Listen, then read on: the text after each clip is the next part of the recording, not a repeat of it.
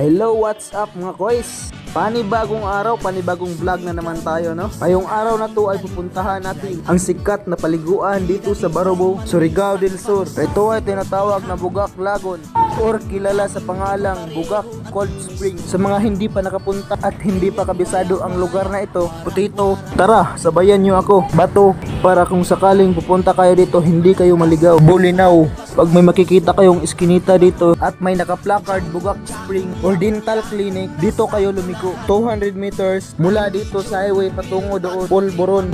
Sinihan, di nahisabtan ng iban, kinamayo naman.